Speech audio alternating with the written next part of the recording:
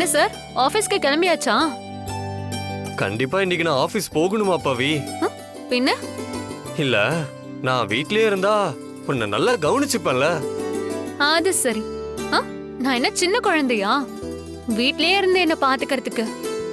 ஆமா, எனக்கு நீ எப்பவுமே சின்ன வயசுல கியூட்டா அழகா இருப்பியே, அதே பவிதான்.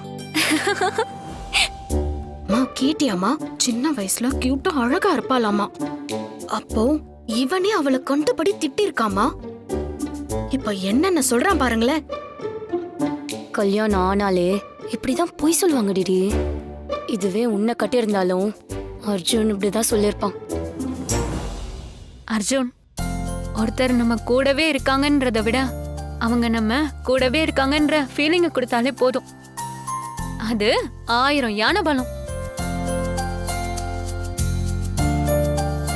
எனக்காக நீ யோசிக்கிறதே நீ எந்த அளவுக்கு என்ன நேசிக்கிறன்றத சொல்லுது. இதுக்கு மேல எனக்கு என்ன வேணும் சொல்லு? பக்கத்துல இருந்தா மட்டும்தான் அன்புன்னு கிடையாது.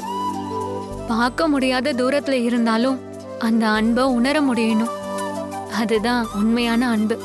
ஆக மொத்தத்துல வீட்ல இருக்காதரா, போய் பொழப்ப பாறான்னு சொல்ற, அதானே? எக்ஸாக்ட்லி. போறேன். பொண்டாட்டி சொல்றா, புருஷன் கேட்டுதானே ஆகணும். வரேன் பவி.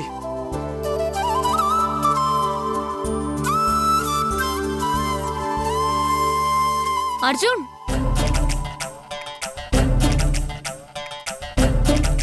என்ன பவி? என்ன அப்படியே போற? நீ தானே ஆபீஸ் போக சொன்ன, அதான் போறேன். நீ சரியான டியூப்லைட் அர்ஜுன். டியூப்லைட்டா? ஆபீஸ்க்கு போறப்போ ஒரு வைஃபுக்கு என்ன கொடுத்துட்டு போகணும்னு உனக்கு தெரியாதா? இதை யோசிக்காம போயிட்டமே.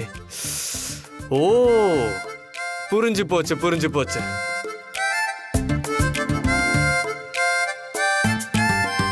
ஓகே பவி, நான் போயிட்டு வரேன்.